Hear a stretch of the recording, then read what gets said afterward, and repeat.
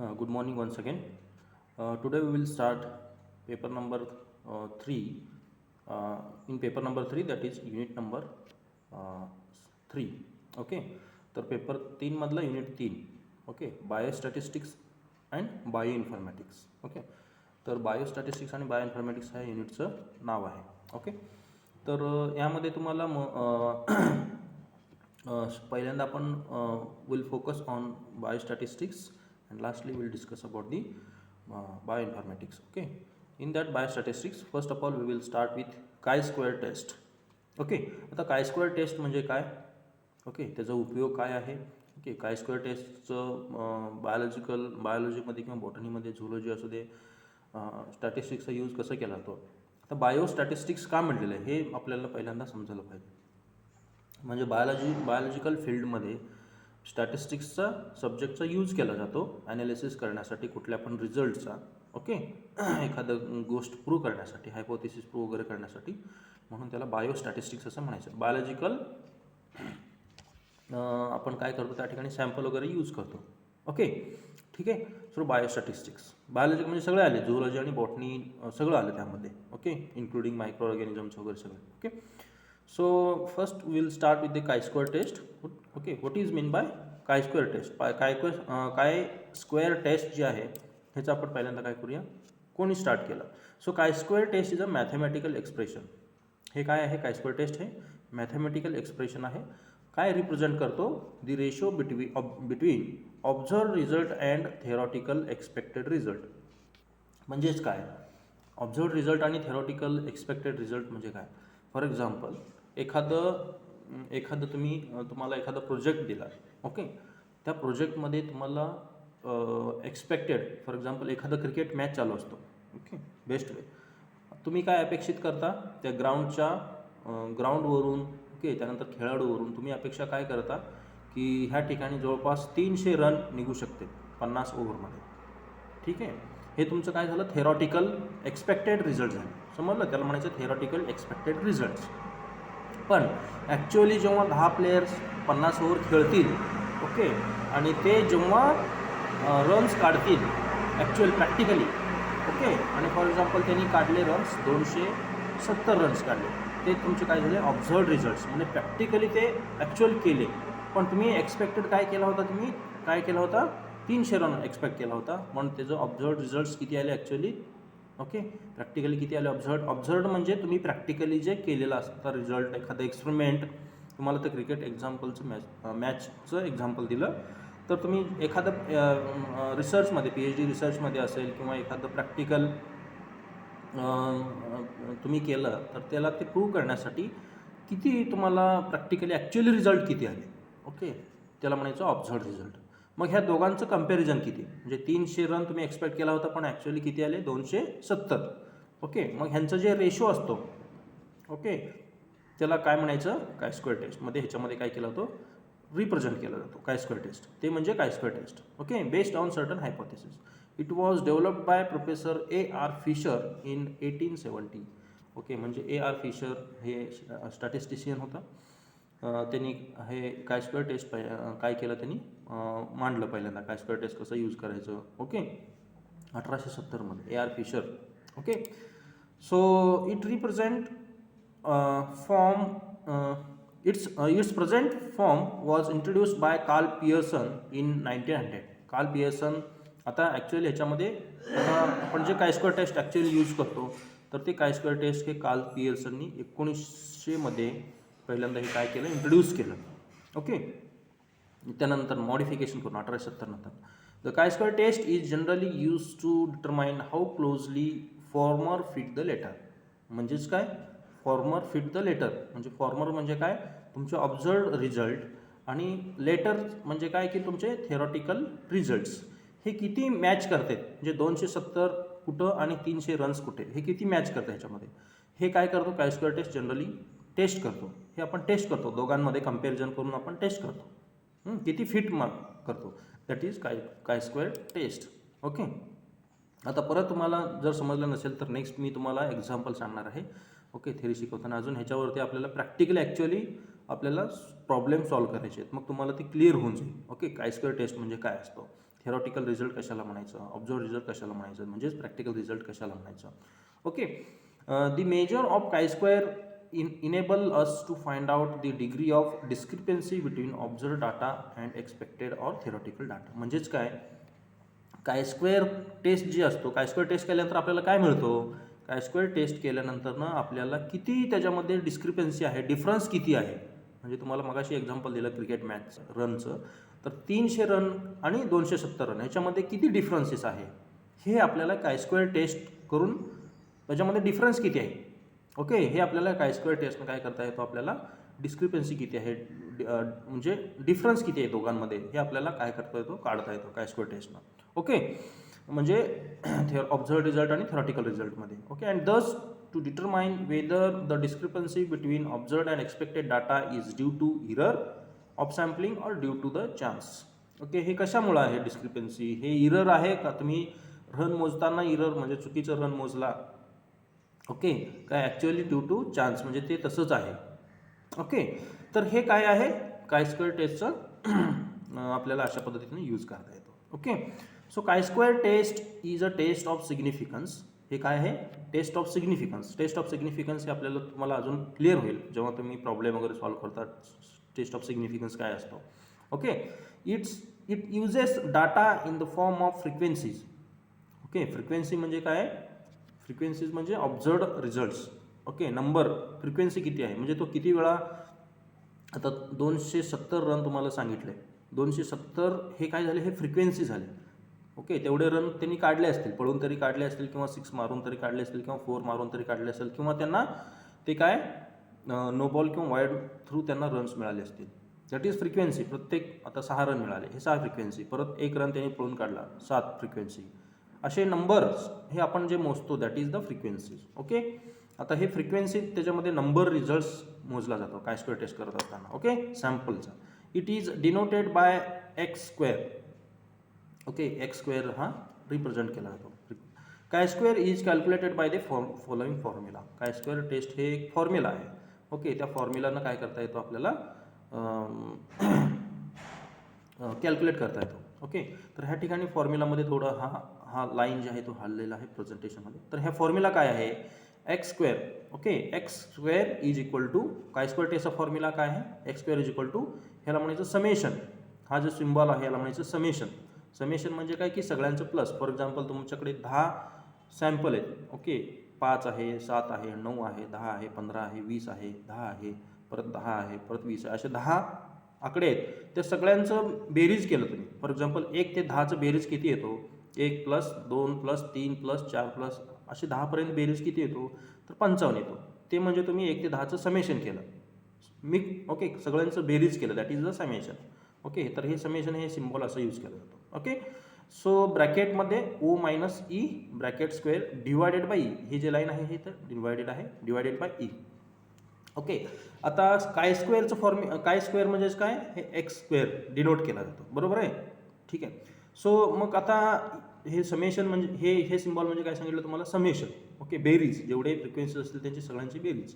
ओ म्हणजे काय, observed result. मगाशीपासून आपण यूज करतो टर्म्स ऑब्झर्वड रिझल्ट्स. ओके, इथं यूज केला आपण observed result. Actually practically observed म्हणजे तुम्ही जे डोळ्याने बघितलं ते ऑब्झर्वड रिझल्ट. ओके, तुम्हाला एखादा प्रयोग करायला सांगितलं. फॉर एक्झाम्पल 1 एकर शेती आहे. ओके, 1 एकर शेतीमध्ये फॉर एक्झाम्पल त्यामध्ये साधारणतः 150 आंब्याचे झाड आहेत.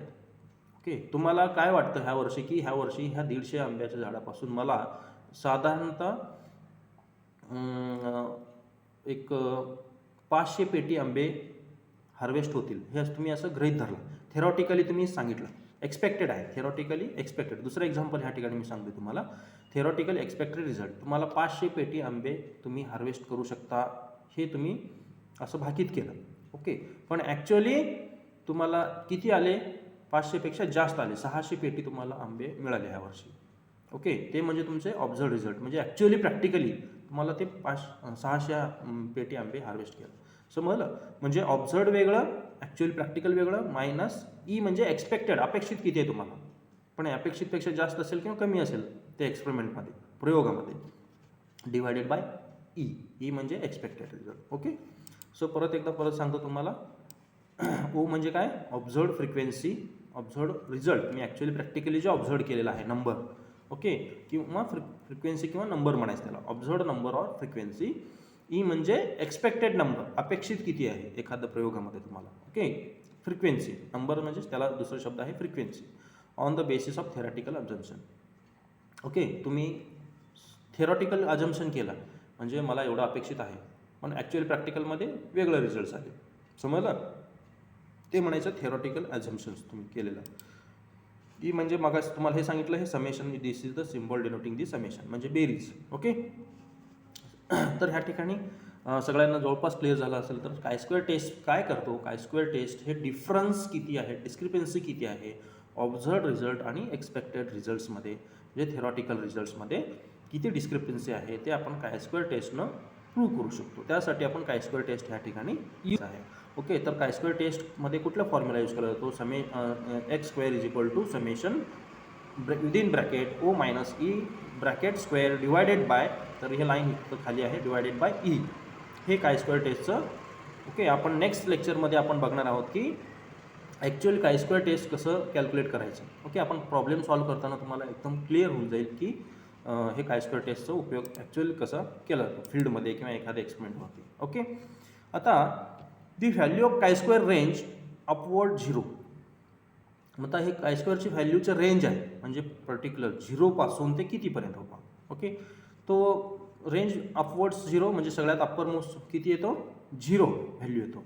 मोर the sample deviates from the expected value, जास्त जर डिफरन्स असेल, आता फॉर एक्झाम्पल मागाशी तुम्हाला रनचं सांगितलं 270 रन ॲक्च्युअली आले, पण एक्सपेक्टेड किती होता, 300 रनचा होता, ओके. ह्यांच्यामध्ये जर डिफरन्स जास्त आला, 300 आणि 170 असं जर डिफरन्स आलं, जास्त एवढं डिफरन्स जर जास्त आला, ओके, तर लार्जर द काय स्क्वेअर व्हॅल्यू अँड व्हाईस वर्सा, म्हणजे काय त्या ठिकाणी जेवढं डिफरन्स जास्त असेल अपेक्षित आणि ॲक्च्युअली प्रॅक्टिकलमध्ये जे नंबर्स असते त्यांच्यामध्ये जर डिफरन्स जास्त असेल, 300 रन आणि 150 रन, 150चा फरक आहे, खूप मोठा फरक आहे, तर त्यामध्ये काय स्क्वेअरचं व्हॅल्यूसुद्धा कॅल्क्युलेशन केल्यानंतर तुम्हाला जास्त येईल.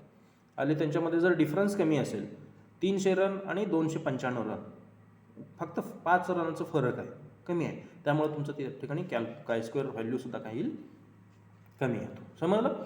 सो अशा पद्धतीनं काय स्क्वेअर टेस्टचं कॅल्क्युलेशन रेंज आहे. So the value of chi square range upward 0 more the sample, हा एक हा तेच आपलं काय झालेलं आहे, सेंटेन्स रिपीट झालेलं आहे. सो आता काय स्क्वेअर टेस्टचे कॅरेक्टरिस्टिक फीचर्स काय आहेत, काय असतो, द व्हॅल्यू काय square is always positive as each pair is squared up, okay. म्हणजे तुम्ही प्रत्येक पेअर स्क्वेअर्ड अप केलं की काय स्क्वेअर व्हॅल्यू काय येतो, ऑलवेज पॉझिटिव्ह येतो, ओके. द व्हॅल्यू काय स्क्वेअर इज 0 इफ, ओके. तुम्ही जर काय स्क्वेअर व्हॅल्यू, तुम्हाला एखादा प्रॉब्लेम सॉल्व्ह करायला दिलं, पण काय स्क्वेअरचं व्हॅल्यू त्या ठिकाणी जर 0 आला, कशामुळे 0 येतो, इफ ओ मायनस ई म्हणजे observed minus E in each class but due to chance error this never happens, okay. म्हणजे काय की O minus E in each class काय असेल, इरर असेल त्या ठिकाणी, okay. The value of chi square lies between 0 and infinity, म्हणजे तुम्ही आता तुम्ही नेक्स्ट प्रॉब्लेम जेव्हा लेक्चरमध्ये प्रॉब्लेम सॉल्व्ह करू आपण ॲक्च्युअली, तर त्यामध्ये व्हॅल्यू तुमचं किती येईल, एक तरी 0 येईल आणि त्याच्यानंतर इन्फिनिटी तरी येईल, ओके, समजलं. आता ही काय स्क्वेअरची व्हॅल्यू 0 कधी येईल, तेव्हा observed is equal to expected, observed पण तेवढेच आहेत आणि एक्सपेक्टेड पण तेवढंच असेल, ओके. तुम्ही अपेक्षित केला होता 300 रन आणि निघाले पण ॲक्च्युअली 300 रन, ऑब्झर्ड पण तेवढंच व्हॅल्यू आले आणि एक्सपेक्टेडचे पण तेवढंच व्हॅल्यू, मग त्या ठिकाणी तुमचं काय स्क्वेअरचं व्हॅल्यू काय असणार आहे, 0 असणार, ओके, समजलं. Chi square is computed on the basis of frequencies in sample and thus, म्हणजे सॅम्पलमध्ये तुमचे किती फ्रिक्वेन्सीज आहेत, म्हणजे नंबर किती आहेत त्यांचे. दस काय square is a statistics and not a parameter. काय स्क्वेअर हे काय आहे, स्टॅटिस्टिक्स आहे, हे आपण पॅरामीटर आपण नाही आहे त्याच्यामध्ये, ओके. सर हे काय त्यांचे कॅरेक्टरिस्टिक फीचर्स आहेत काय स्क्वेअर टेस्टचे, ओके. आपण काय बघितलं, काय स्क्वेअर टेस्टची व्हॅल्यू 0 टू इन्फिनिटी असू शकतो. काय स्क्वेअर टेस्टची व्हॅल्यू 0 कधी असू शकेल, जेव्हा ऑब्झर्ड जे व्हॅल्यू फ्रिक्वेन्सी असेल किंवा नंबर्स असतील ते एक्सपेक्टेड दोन्ही इक्वल असतील, ऑब्झर्ड पण आणि एक्सपेक्टेड दोन्ही इक्वल असतील, तर त्यावेळेला काय स्क्वेअरची व्हॅल्यू 0 येणार, okay. Terms used in testing the काय स्क्वेअर टेस्ट. आता ह्याच्यामध्ये काय स्क्वेअर फॉर्म्युला जेव्हा आपण ॲक्च्युअली कॅल्क्युलेशन करतो त्यावेळेला वेगवेगळ्या टर्म्स ह्या ठिकाणी वेगवेगळ्या एक शब्द टर्मिनॉलॉजी ह्या ठिकाणी यूज केला जातो. ओके, आता ते कुठले कुठले आहेत? पहिला आहे हायपोथेसिस.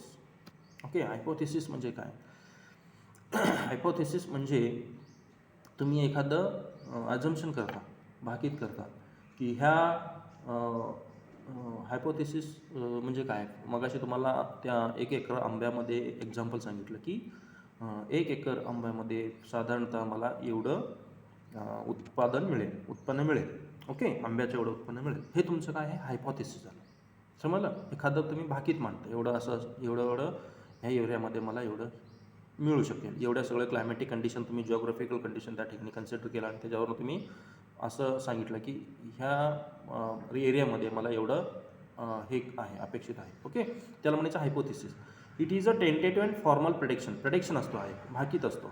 समजलं? टेंटेटिव्ह आणि फॉर्मल प्रेडिक्शन हायपोथेसिस म्हणजे about the relation between 2 or more variable in a population being study. Okay, तुम्ही एखादं पॉप्युलेशन स्टडी करता. ओके, म्हणजे तुम्ही आता फॉर एक्झाम्पल एखादा तुम्ही जंगल घेतला, एखादा एरिया घेतला पर्टिक्युलर, किंवा एखादा नॅशनल पार्क घेतला, तर जंगलच्या साईजवरून ओके, त्यानंतर मग तिथले तुम्हाला किती ॲनिमल्स असू शकतील, किती प्रकारचे ॲनिमल असू शकतील. ओके, तिथलं प्लांट डायव्हर्सिटी वगैरे बघून तुम्ही किती प्रकारचे त्या ठिकाणी ॲनिमल असू शकेल हे एखादं पॉप्युलेशन स्टडी केल्यानंतर एखादं तुम्ही भाकीत मांडला, हायपोथेसिस मांडलं की ह्या ठिकाणी एवढा कोर जंगल आहे, तर अशा कोर जंगलामध्ये एवढे प्रकारचे प्राणी असू शकतात, 300 प्रकारचे प्राणी असू शकतात, ॲनिमल्स. ओके, हे असं तुम्ही थेरॉटिकल मांडलं, पण ॲक्च्युअली काउंट केल्यानंतर ॲनिमल्स तुम्हाला 300पेक्षा जास्त मिळाले. ओके, समजलं? हायपोथेसिस म्हणजे एखादं भाकीत म्हटलं की एवढ्या कोर एरियामध्ये एवढं असू शकेल, हे तुमचं हायपोथेसिस आहे.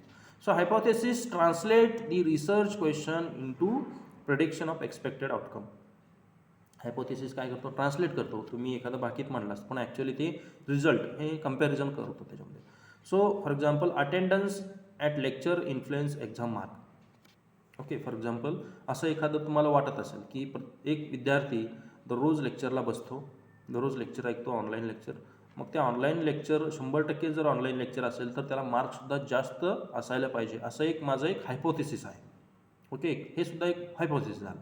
Okay, health education program influence the number of peoples who smoke it. असे वेगवेगळे एक्झाम्पल्स आपल्याला देता येतो. ज्या लोकांमध्ये हेल्थची अवेअरनेस आहे, म्हणजे स्मोक केल्यानंतर त्याचे दुष्परिणाम काय होऊ शकतात, ओके, हे लोकांना जर माहिती असेल तर त्या ठिकाणी लोक कमी आजारी पडतील. हे एक हायपोथेसिस आहे माझं. ओके, समजलं? तर असे वेगवेगळे हायपोथेसिस, भरपूर n नंबर ऑफ हायपोथेसिस आपल्याला मांडता येतो आणि ते आपल्याला टेस्ट करता येतो काय स्क्वेअर टेस्ट यूज करून. ओके, आता पहिला हे टर्म यूज केला जातो. ओके, काय स्क्वेअर टेस्टमध्ये हायपोथेसिस. सेकंड काय यूज केला जातो? Test of hypothesis. Okay, test of hypothesis काय असतो? आता ते हायपोथेसिस जे आपण मांडलेलं असतो त्याला टेस्ट करायचं. ओके, सो कसं करते त्याला? So it is the procedure which specifies a set of rules for decision, okay, whether to accept or reject a hypothesis. म्हणजेच काय की आपण काय स्क्वेअर टेस्ट केल्यानंतर ना आता ते हायपोथेसिस ॲक्सेप्ट करायचं का रिजेक्ट करायचं. ओके, हे त्याला म्हणायचं टेस्ट ऑफ हायपोथेसिस. म्हणजेच काय की मगाशी आपण बघितलं attendance at lecture influence the exam mark. म्हणजेच काय, एखादा विद्यार्थी 100% अटेंडन्स असेल त्याच्या वर्गामध्ये आणि त्याला आपण अपेक्षित काय करतो की त्याला मार्क्ससुद्धा चांगले मिळतील.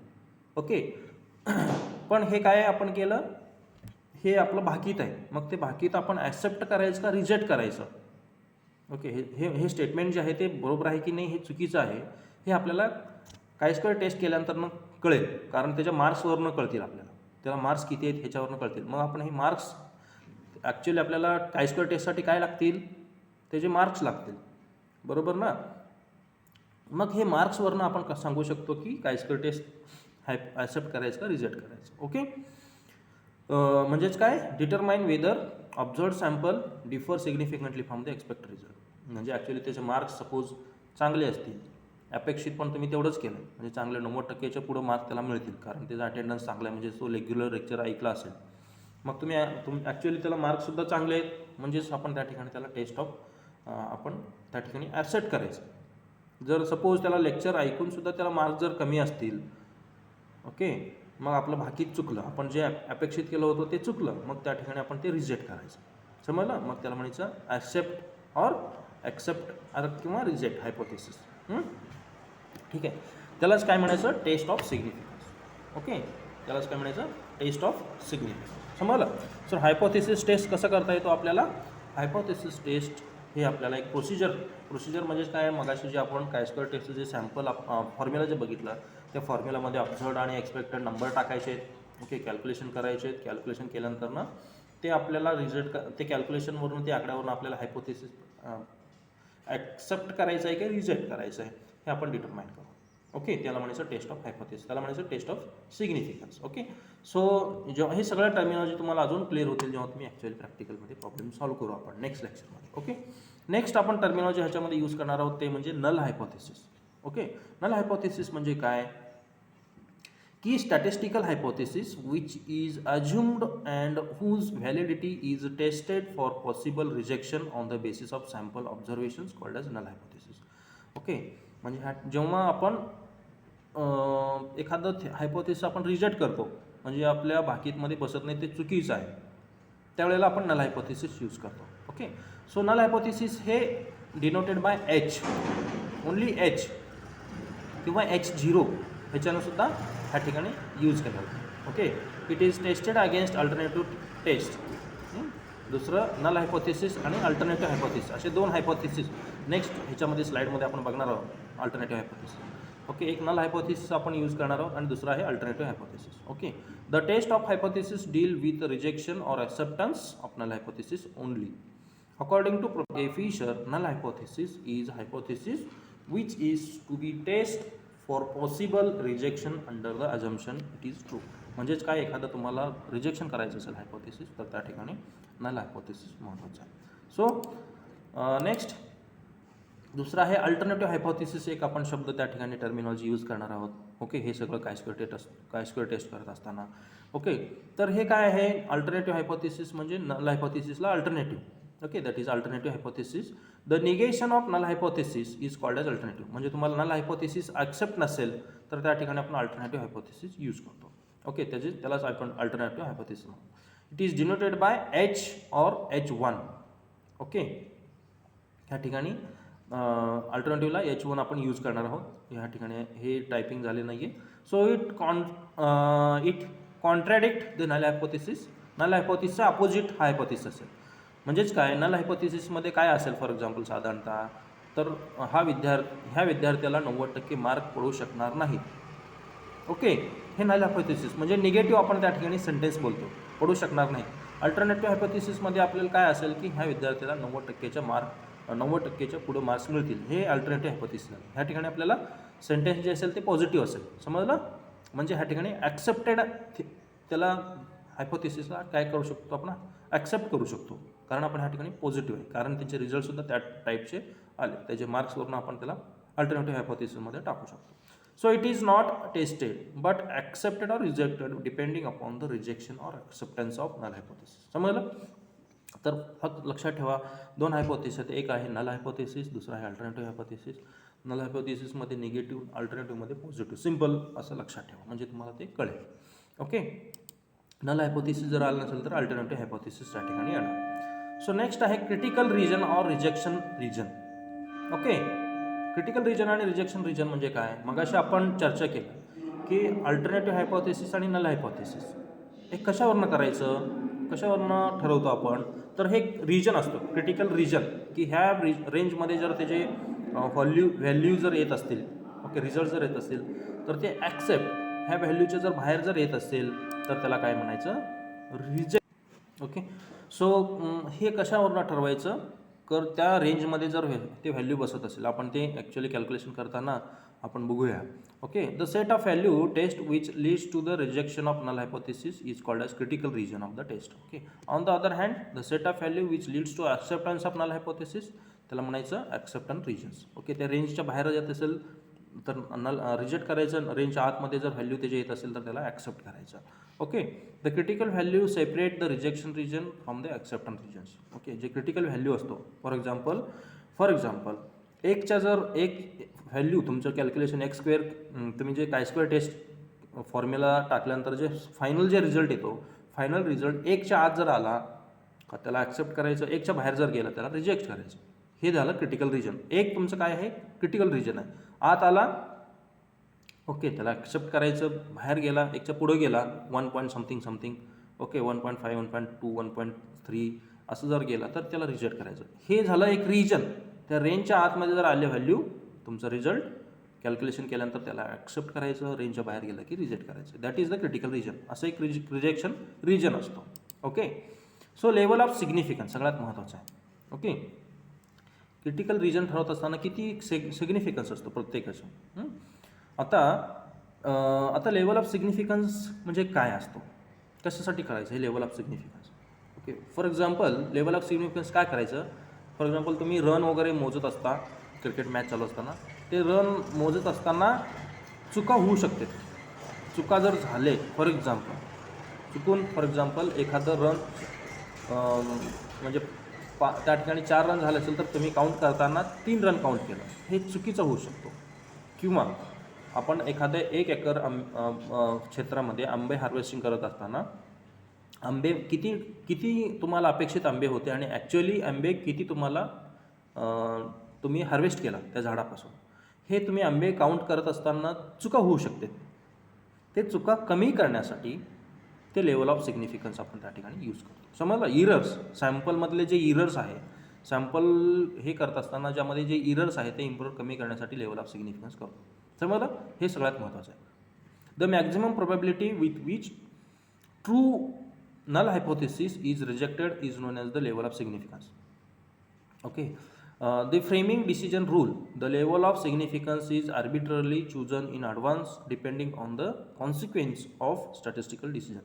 जनरली आता ह्याच्यामध्ये लेवल ऑफ सिग्निफिकन्स जनरली किती यूज केला तो 0.5% और 1%.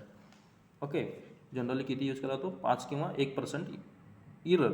ओके. त्याच्यामध्ये लेवल ऑफ सिग्निफिकन्स यूज केला जातो कॅल्क्युलेशन करत असताना. 5% level of the chance in 100 that one should reject the hypothesis. Okay. म्हणजे 5पेक्षा जवळ आला, 5 झाला तर त्याला आपण रिजेक्ट करायचं hypothesis. When it should be accepted, one is about 95% confident that the right decision has been made. In such case it is said that the hypothesis has been rejected at 5% level of significance. Okay. So तुम्हाला हे अजून थोडं जास्त clear होईल level of significance काय असतं actually तुम्ही हे करत असताना. मग तुम्हाला मेन महत्त्वाचा मुद्दा सांगितले लेवल ऑफ सिग्निफिकन्स कशासाठी वापरायचं. 2 गोष्टी लक्षात ठेवा. एक, ह्या ठिकाणी काही ठिकाणी 1% लेवल ऑफ सिग्निफिकन्स यूज केला जातो, काही ठिकाणी 5% लेवल ऑफ सिग्निफिकन्स यूज केला जातो. सॅम्पलमधला इरर कमी करण्यासाठी लेवल ऑफ सिग्निफिकन्स वापरायचं. ओके. हे महत्त्वाचं कन्सेप्ट आहे त्याच्यामध्ये. त्यानंतर कॉन्टिन्जन्सी टेबल. ओके. कॉन्टिन्युएशन टेबल काय असतो, हे कॅल्क्युलेशन करत असताना एक आपल्याला व्हॅल्यू आपल्याला यूज करायचे. लॉगॅरिथम टेबल तुम्हाला स्कूलमध्ये वगैरे शिकलं असेल.